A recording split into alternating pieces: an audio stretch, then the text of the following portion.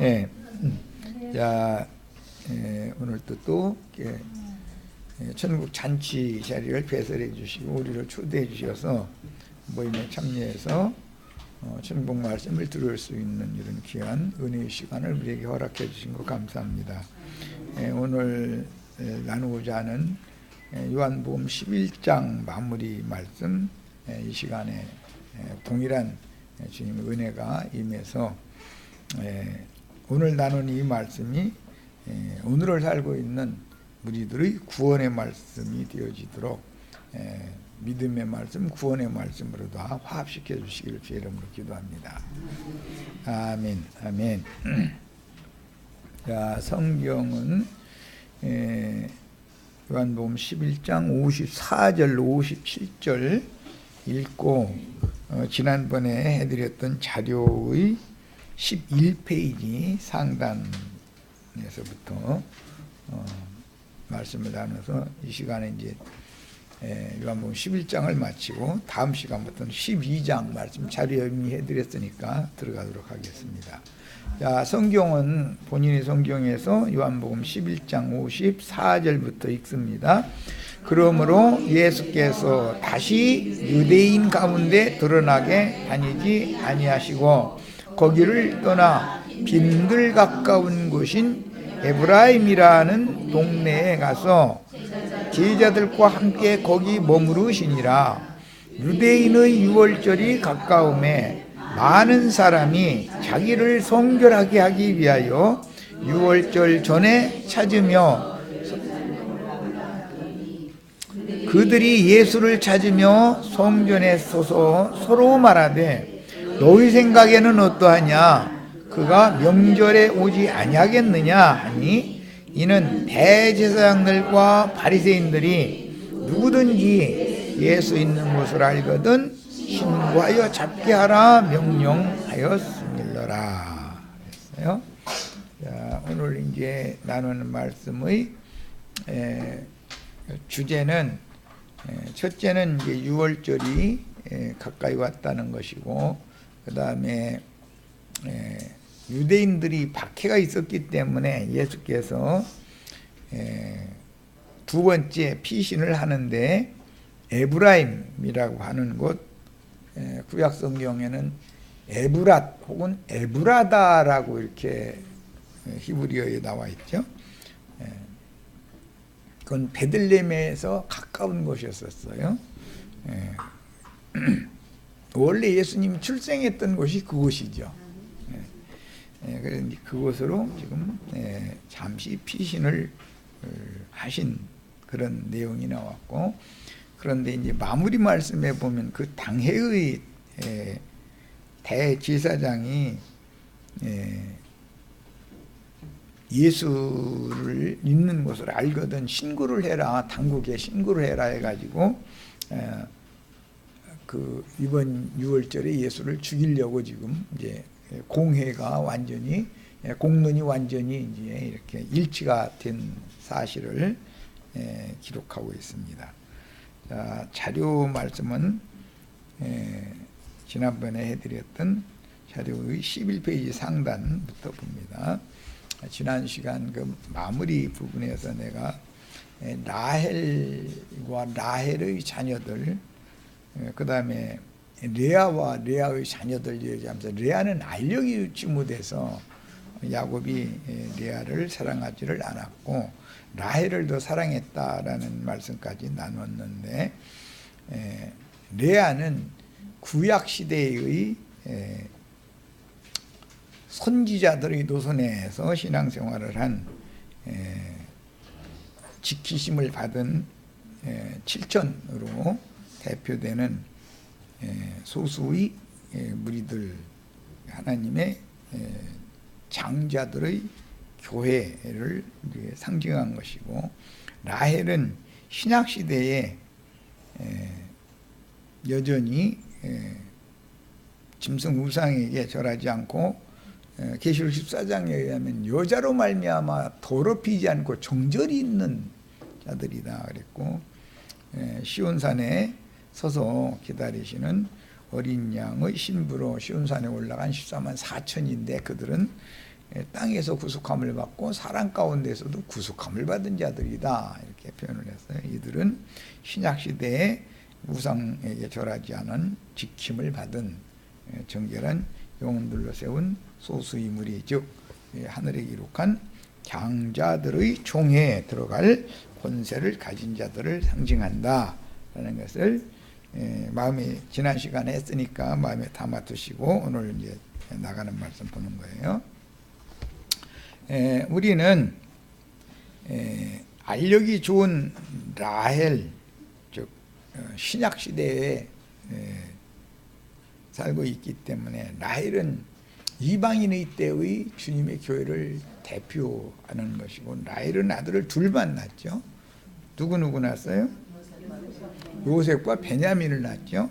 요셉은 예수님에 대한 예표의 사람이었고, 베냐민은 바울 사도가 베냐민 지파의 대표자죠. 그래서 이방에 보낸 사도들을 대표하는 베냐민 출신 바울을 염두에 두시면 되겠어요. 이제 이 사람들이 다 두 증인들이죠. 인자 예수는, 육신으로 오셨던 인자 예수는 요셉의 예언을 이루는 분이고, 성령께서 바울에게 임하셔가지고 베냐민에게는 구약 성경에 보면 요셉이 길냥식을 몇 배로 주셨다? 5배로 주셨다고 그랬어요. 그러니까 바울 사도라는 사람은 우리로 하여금 하나님의 영광에 나아가는 그 길, 이방인들이라 할지라도 하나님 앞에 나아가는 길냥식을 엄청나게 많이 받은 분이니까 계시가 풍성하죠. 그러니까 그래서 구약 시대에도 종교회가 있고 여종이 둘이 있죠. 빌하가 있고 실바가 있어요. 그것은 종교회를 상징하는 거예요. 레아의 여종이 있고 라헬의 여종이 있어요.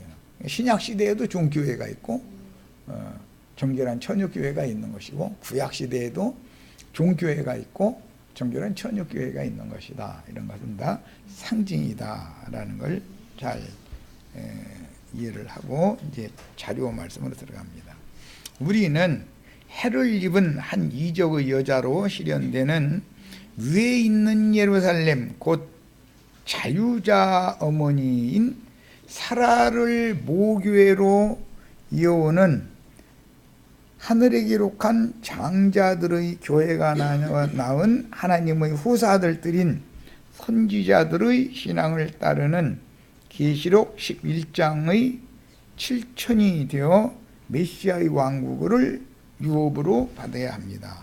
히브리서 11장에는 하늘에 기록한 장자들의 총회 교회라고 기록이 됐어요. 세상의 7 교회들 중에는 종교회도 있지만 그들과 함께 있지 않고 따로 분별되어진 소수의 무리가 있죠.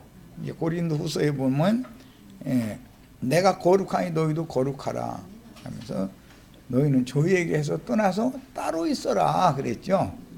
그 따로 있는 자들이 두 여자로 상징되어지는 레아 교회나 라헬 교회로 실현되는 자들이고, 그들은 소수인 거예요. 종들은 자식을 많이 낳는 거니까, 간음을 자꾸 행하다 보니까 자식을 많이 낳죠. 광야 들판에 쫓겨났는데도 자식은 더 많이 낳잖아요. 사라는 주인과 집에 있는데도 자식은 딱 하나밖에 못 낳잖아요. 그런 걸 보면은 그런 게 다 비유죠. 그러니까 세상 교회는 생육 번성이 잘 되는데 그들은 신분이 종의 신분이지 피오데시아가 아니다 하는 거예요. 그래서 지난 시간에 피오데시아 잠깐 말씀드렸죠.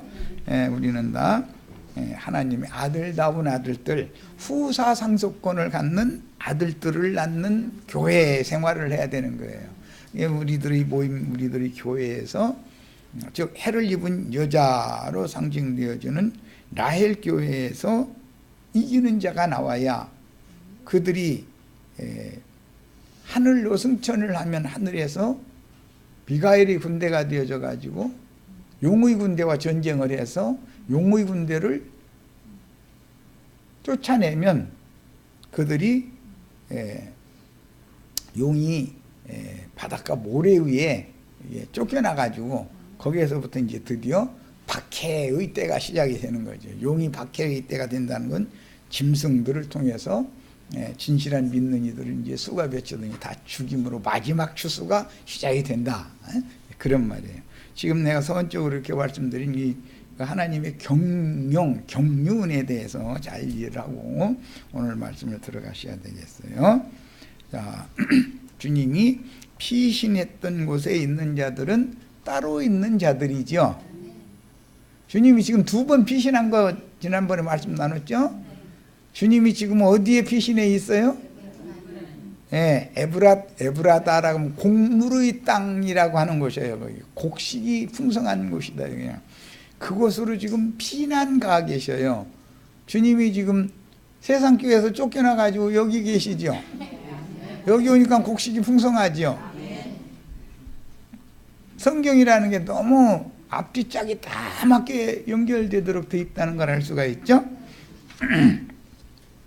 자, 그 다음에 범죄한 흑사람에 대한 하나님의 저주가 죽음과 장사라는 결과를 가져왔고, 사랑하던 이들은 슬퍼하며 남은 가족을 위로하며 울면서도 그 누구도 죽음과 장사와 썩음과 이런 것을 이겨내거나 건너뛸 수가 없더라는 거예요. 그런 사람이 하나도 없었죠, 우주 가운데. 이것을 죽음과 장사와 썩음을 그 부활과 영원한 생명, 그 생명으로 바꿀 사람이 하나도 없었다. 그런데 예수님이 오셔서 내가 바로 그 부활이요 그 생명이다 말하는 이것을 믿었죠. 우리도 이 믿음을 가져야만 장자들의 교회에 들어갈 수 있는 따로 있는 무리, 분별된 무리단 말이야.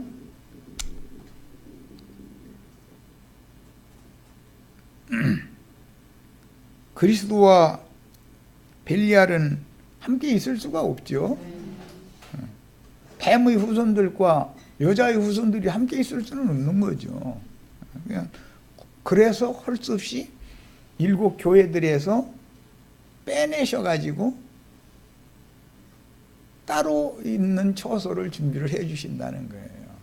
이것은 교회라는 것은 계시에 따라서 교회 생활을 해야 된다는 걸 내가 계속 말씀드리고 있는 중이에요.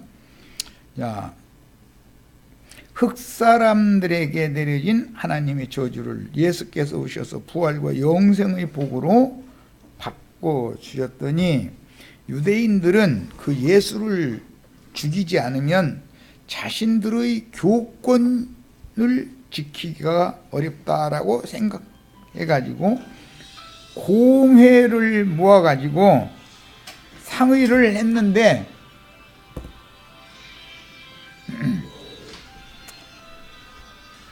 예수를 이번 6월절에 죽여서 없앨 것을 상의를 미리 했다는 거예요. 지금 상황이. 그 다음에 흑사람 모두의 저주를 대표하는 나사로의 죽음과 장사와 썩음은 예수 그리스도의 메시아 사역으로 인하여 부활의 능력과 영생을 얻게 했으나, 부활의 능력과 영생을 주시는 하나님의 새 일이 율법 종교 생활에 의해서 길들어진 유대교 지도자들에게는 자신들의 교권을 흔드는 위험 요소가 되더라는 거예요. 예. 주님께서는 항상 구약시대에는 아론 반차 제사장 직분을 악한 용도로 쓰지만 쓰시죠. 자칭 유대인의 회무리인 세상 교회를 악한 용도로 쓰시지만 쓰시죠. 그들이 일을 해야 주님의 경륜이 이루어진다 이거예요. 그런데 그 비밀스러운 무리를 빼내시는 용도로 그들이 그렇게 역사에서 사탄의 역사를 받아들였기 때문에 그렇게 하는 건데, 그러고 그들이 항상 생각하기를 이게 주를 섬기는 예법이다라고 그들은 생각하고 있지, 우리가 잘못하고 있다라고는 절대 깨닫지 못한다는 거예요. 하나님이 하늘문을 닫아놔두면 누구도 열 수가 없는 거예요. 그래서 세상 없는 사람이. 그러므로 나사로의 부활 소식이 유대교 지도자들인 바리새인들에게 들렸을 때 그들은 상황이 매우 심각하다고 생각하고 많은 사람들이 예수한테 몰려가게 생겼잖아. 죽은 자도 살려놓으니까 이제 심지어 날 때부터 소경된 자 눈뜨게 하는 것만 해도 자기네들은 큰 피해를 당했는데, 아니야 이제 아예 죽은 자를 살려놔 버리니까 저희는 그럴 능력이 없잖아. 그럼 손님 다 뺏기게 생겼잖아. 그런데 자기네들 기득권은 지켜야 되겠잖아. 그럼 어떻게 하면 돼요? 예수를 죽일 수밖에 없는 거예요. 예수 초단에 없애버려야 저희가 살겠다 이거예요. 그야말로 먹고 살자는 얘기예요. 같이 먹고 살자 이거예요. 그래서 모세 때부터 대대로 이어진 자신들의 교권에 큰 위협이 된다고 판단하여 예수를 죽일 모의를 하게 된 것입니다. 이 바리새인들이 예수를 죽일 모의를 하고 있을 때 그의 대제사장인 가야바가 예언을 하되, 너희가 아무것도 알지 못하는도다. 한 사람이 백성을 위하여 죽어서 온 민족이 망하지 않게 되는 것이 너희에게 유익한 줄을 생각하지 아니하는도다 라고 했습니다. 아 진짜 참 계시가 풍성해. 그런데 대제사장이 예수를 죽이잖아요. 죽이는 재판을 하잖아요. 우리에게 법이 있으니 참나온 말을 하는 이런 자는 마땅히 죽여야 된다 해가지고 사형 판결을 딱 내리잖아요. 그런데 자기는 언도를 내릴 수가 없었기 때문에 이방인에게 넘겨가지고 강제로 사형 언도를, 자기네들이 이미 사형 판결 해놓은 대로 사형 언도를 내려서 죽이도록 뒤에서 백성들을 격동시켜가지고 저를 십자가에 못 박으소서, 십자가에 못 박으소서 소동을 일으키게 만들었더라는 거예요. 자, 요한복음 11장 51절 52절 이 말은 스스로 함이 아니요 그 해의 대제사장이므로 예수께서 그 민족을 위하시고 또 그 민족만 위할 뿐 아니라 흩어진 하나님의 자녀를 하나로 모으기 위하여 죽으실 것을 미리 말함이로라. 그게 이 악한 자의 쓰임을 받는 유대교 공회 의장인 대제사장을 통해서도 하나님은 당신이 하시고자 하는 예언의 말씀 얼마든지 하게 할 수 있죠.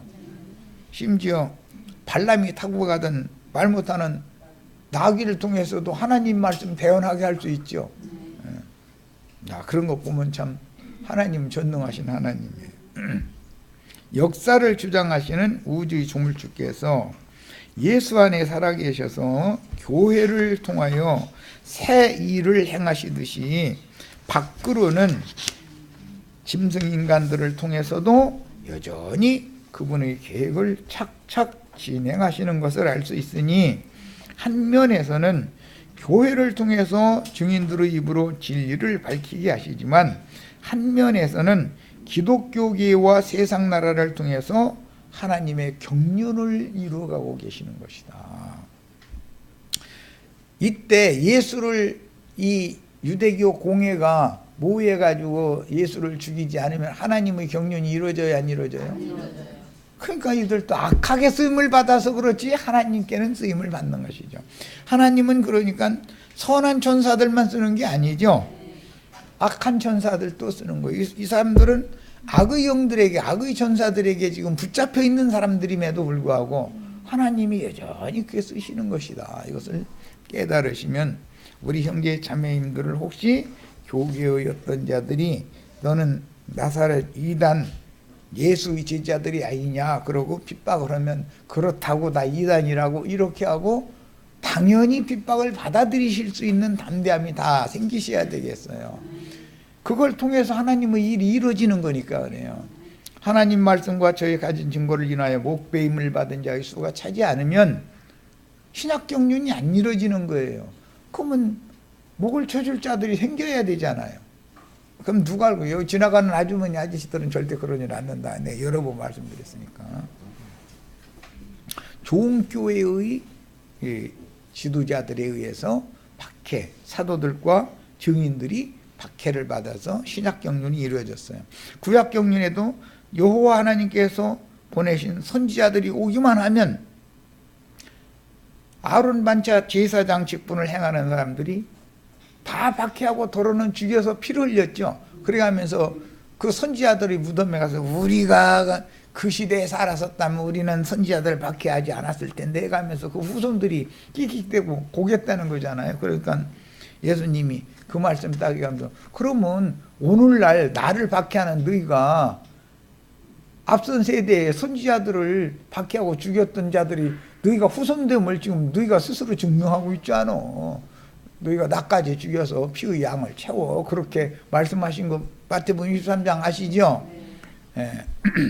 그러니까 기독교인들이 우리 형제 자매님들 수가 몇이든지 다 죽여서 마지막 추수를 다 해야 되겠죠? 죽는 거 두려워야 되겠어요? 마지막 공로로 추수가 돼야 되겠어요? 우리 형제 자매님들 여기는 뭐 얼굴 펴 있는 사람이 별로 없으니까 억울할 것도 없어. 살 만큼 살았어. 그렇죠?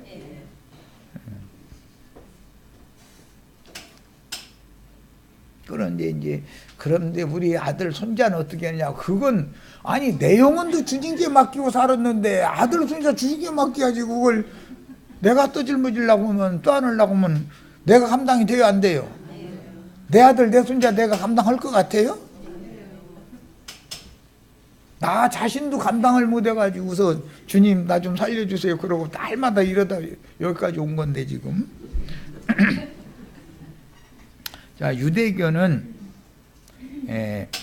자신들이 교권을 유지하려고 예수를 죽이지만 그 한 사람의 죽음과 장사와 부활과 승천 그리고 그 영이 되어 재림하시는 과정은 모든 하나님의 자녀들을 새 창조 세계의 그리스도의 몸인 교회로 건축할 수 있게 하는 하나님의 세일을 위한 것이다 라는 예언을 지금 가야바가 악한 자의 사자로 쓰이는데도 예언은 너무 진짜로 한 거예요.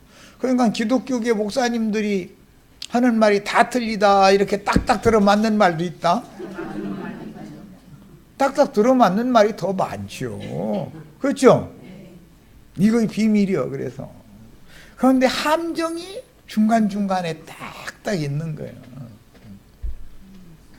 나사로의 죽음과 장사와 부활은 그리스도의 부활 생명이 단체적으로 세상에 나타나는 기회로서 하나님의 계획을 실현하기 위해 성경 예언들을 성취하기 위해서 친히 계획하신 새 일이니 부활 생명의 나타남을 위해서는 반드시 옛 것의 심판인 죽음과 장사를 전제로 하는 것이다. 새 것은 부활과 승천에 참여하는 것이고 옛 것은 죽음과 장사로 끝나는 거죠. 야, 창세전부터 하나님의 마음에 감추어 두셨던 비밀의 경륜을 실현하기 위해서 나사로는 죽고 장사되어야 하며 그리스도가 부활 생명의 능력을 나타내셔야 했으나 기존 율법 제도에서 기득권을 가진 자들은 대적자들이 되어 하나님의 새 일에 대해서 계시가 없었기 때문에 대적자들이 된 것이죠. 그런데 그들의 눈을 가려가지고 대적자들로 그렇게 하게 한 것도 하나님의 경륜을 이루는 수단이었죠. 이것을 깨달으셔야 되겠어요. 옛 창조의 제사장들인 가인의 일에 행하는 자들이 자신들이 하나님이요 메시아를 죽이기로 모의할 때 성경을 이루는 예언적인 말을 이렇게 했는데 이런 비밀은 예수의 새 창조 사역을 대적하는 율법 종교의 음모가 사실은 하나님의 목적을 성취하기 위하여 쓰여질 것이다 라고 한 것을 예언하는 말인 것이다. 예, 기독교계의 목사님들이 악의 일로 쓰임을 받아야 하나님의 뜻이 이루어지죠. 예, 죽이는 자가 있어야 순교자의 수가 찰 거 아니겠어요.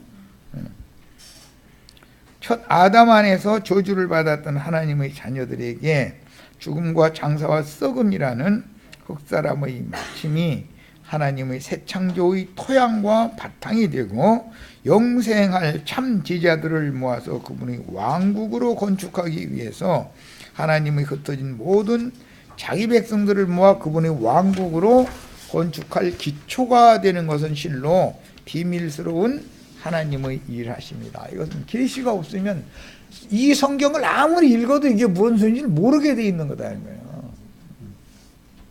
오늘 우리는 하나님의 새 창조의 일을 위해서 대적자로 쓰일 것인지 하나님의 새 창조 세계의 건축자로 쓰일 것인지를 계시를 따라서 결정해야 된다.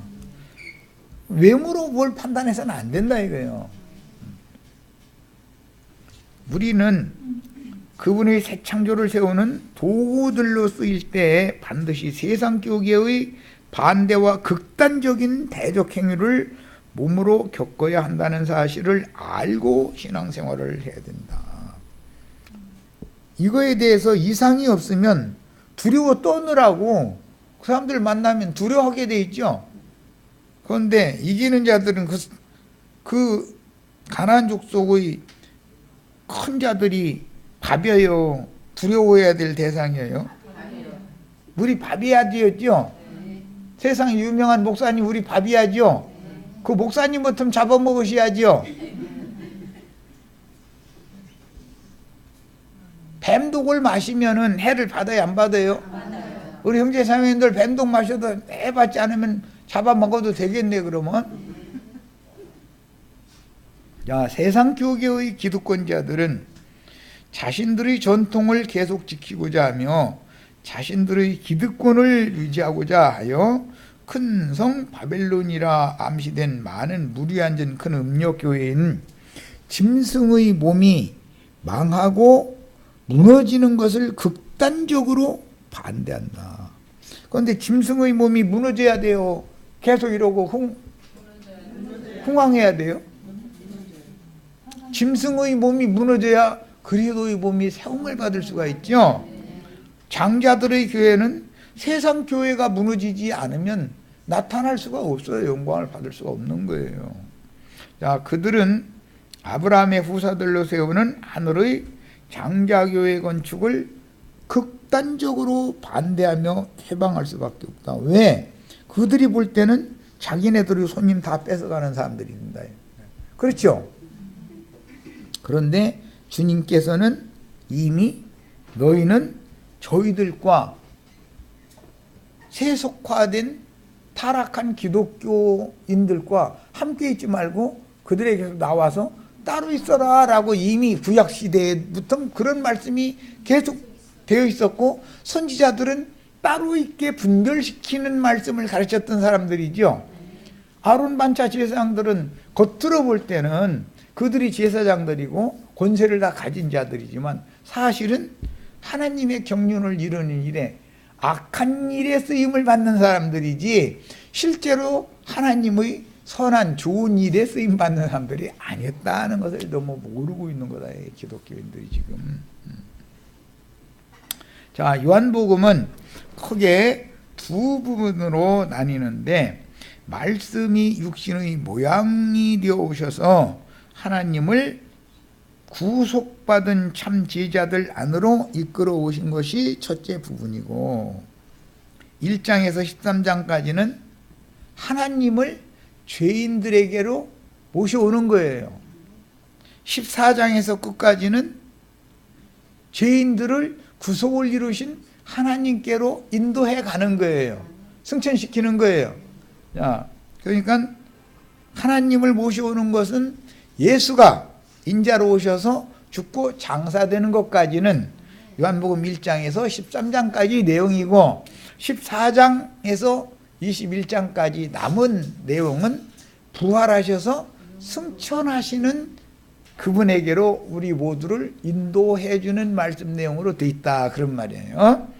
이 요한복음을 크게 두 단락으로 이렇게 이해를 하시면 쉬워요.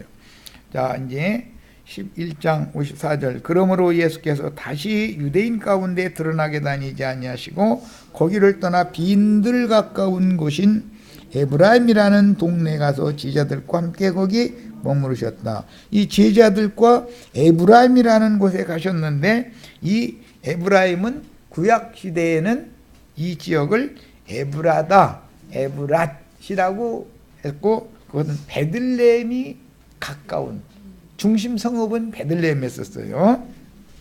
지역이었어요. 자, 본문에 나오는 빈들이라는 용어는 침례 사역자 요한이 예루살렘을 떠나 거주하던 곳이며, 빈들에서 가깝다는 뜻은 완전한 피난처라는 뜻이므로 지금 당장 유대인들에게 죽임을 당하면 세상 죄를 지고 가는 하나님의 어린 양의 사명을 이루지 못하므로 구약 성경의 실로라는 처소가 있던 베들레헴의 에브라다, 에브랏이라는 곳으로 임시 피신을 하셨었어요. 큰 환란의 때에 제자들과 주님이 피신할 곳이 예비되어져 있죠.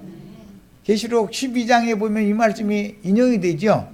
해를 입은 여자가 낳은 아들은 용이 삼켜서 승천을 했고 하늘 전쟁을 일으켰고, 그 여자의 남은 자손들이 있어서 그들을 위해서는 저희 주께서 예비해 놓은 것이 있다. 어디? 뱀의 낯을 피하여 선지자들을 통해서 양육받을 곳이 예비되어 있었다. 이런데 이상이 필요해. 이런 것은 오늘 우리가 어떠한 부르심을 받고 어디에 모여서 무엇을 추구하는 신앙생활을 하는지에 대해서는 계시가 필요한 거죠. 이건 사람의 말로 설명을 해서 뭐가 하고 뭐 그렇게 할 수 있는 문제가 아니죠. 여호수아 때부터 엘리 제사장 때까지는 베들레헴 근교의 실로에 여호와의 궤를 안치하였으므로 제사 처소인 여호와의 성막이 실로에 있었는데, 본문의 에브라임이라는 지명은 구약 성경의 에브라다 혹은 에브랏이며, 라헬이 베냐민을 난산하다가 죽은 곳이었죠.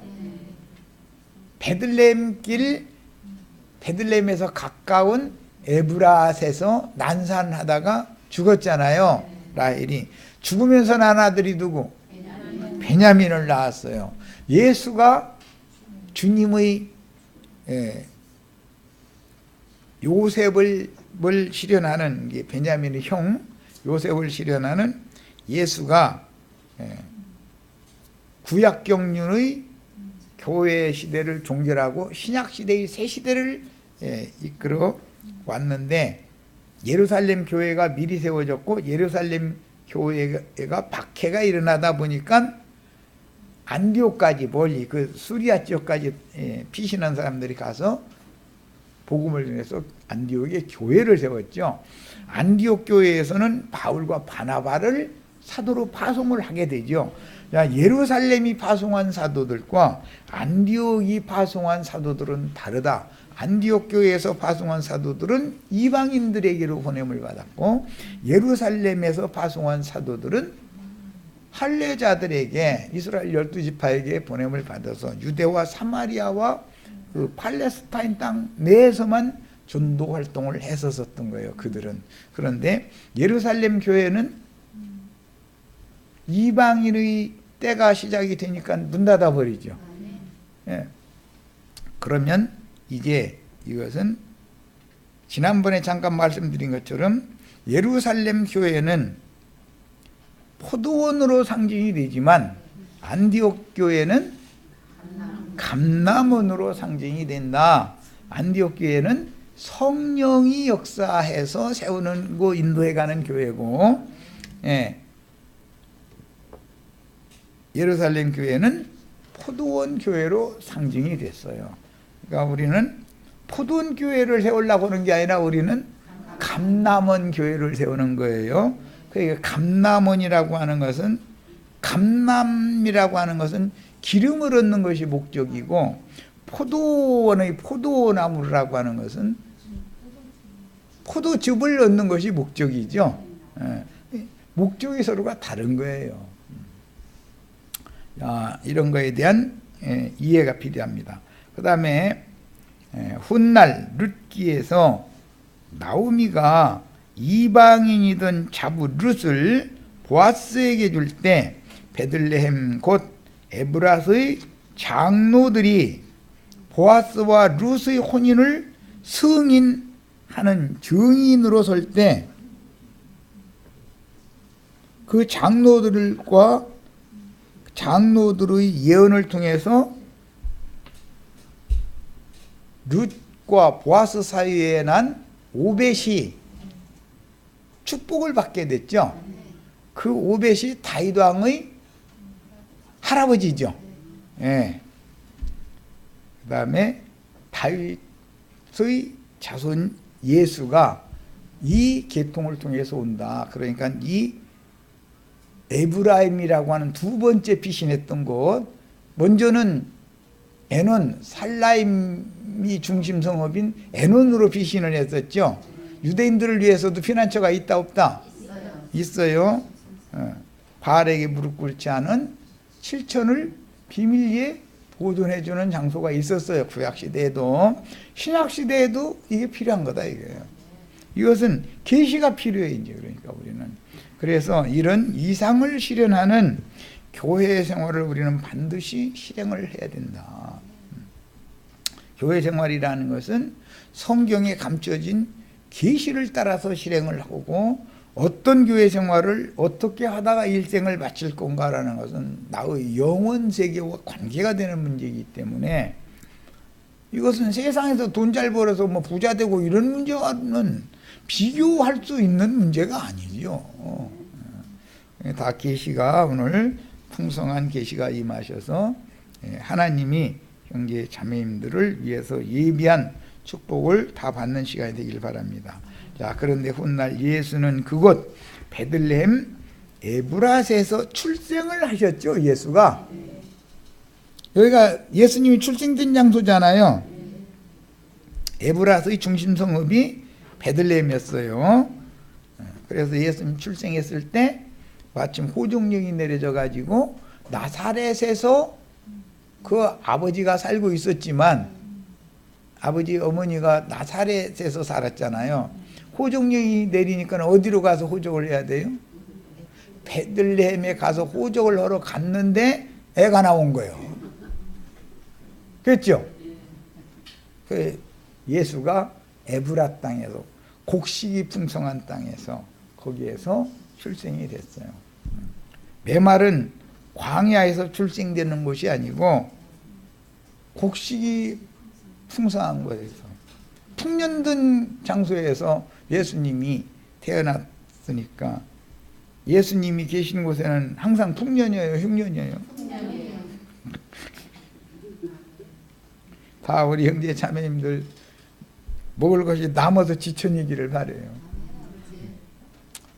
지천이야 남 줄 생각도 나지 내가 배고프면 남 줄 생각이 안 나는 거니까 하는 소리예요. 나는 넘쳐나면 내가 먹다 아이고 이거 버리느니 준다라는 마음이라도 생길 거 아니야. 전도 좀 하시라고 하는 얘기야.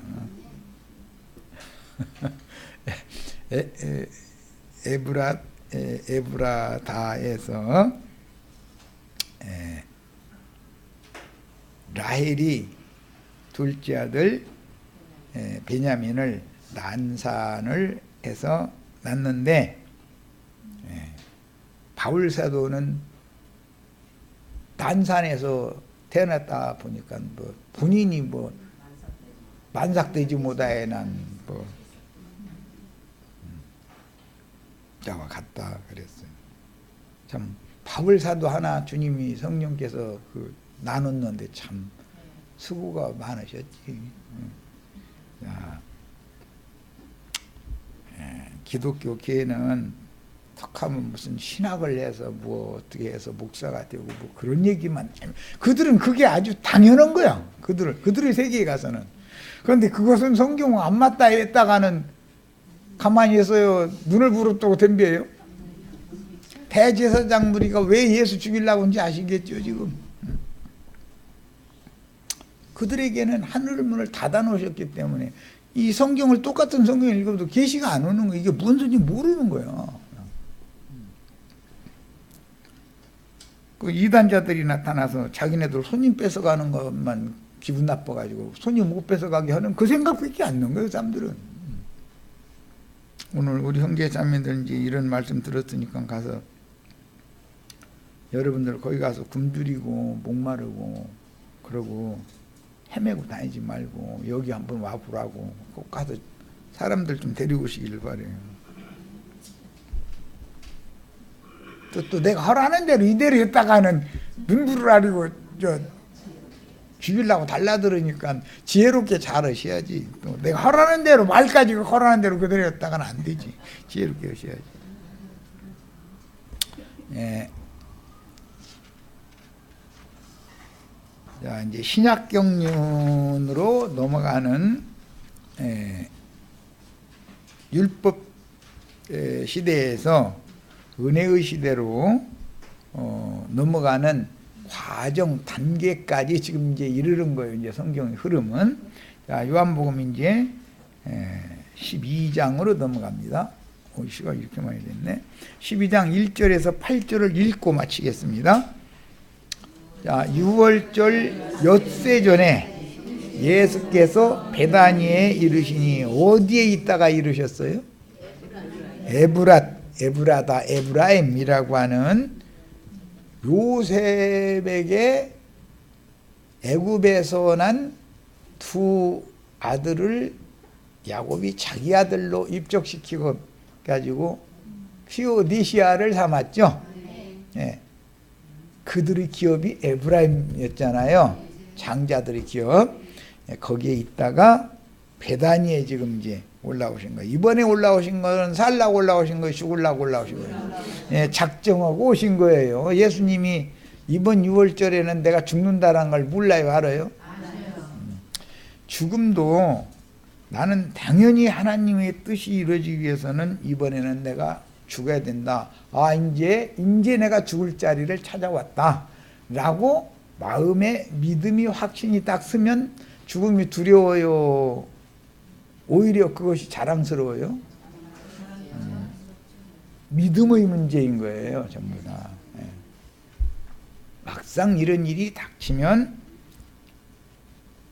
짐승의 이름이나 그 이름의 표시를 받지 않는다 해가지고 수가 몇째든지 다 죽여서 공물을 주님이 추수를 하는데 이 한 낫을 휘둘러서 뭐 추수한다 그랬지만 실제로는 짐승들의 박해를 통해서 추수되는 거잖아요. 그런 일이 막상 나에게 적용이 되는 때가 오면 절대로 두려워해가지고서는 이기는 자로 승리하기가 어려운 거다. 믿음이 필요하다. 믿음이라는 건 계시가 있어야 된다. 이거야. 영적인 확신이 딱 쓰면 예수님은 죽음을 앞두고도 그렇게 담대할 수 있었던 것은 이미 죽음을 준비를 다 마음속에 해놓고 있으니까 죽음이 예수 영혼을 만질 수 없었던 거예요. 죽음의 사자가. 다 우리도 이런 담대함이 있기를 바라요. 자, 6월절 엿새 전에 예수께서 베다니에 이르시니 이곳은 예수께서 죽은 자 가운데서 살리신 나사로가 있는 곳이라. 거기서 예수를 위하여 잔치할세 마르다는 일을 하고 나사로는 예수와 함께 앉은 자 중에 있더라. 예수와 함께 앉은 자 중에라는 것은 제자들이 저기 당연히 같이 있을 것이고 또 나사로 구경으로 온 유대인들이 같이 있을 것이고 이제 있었던 거예요.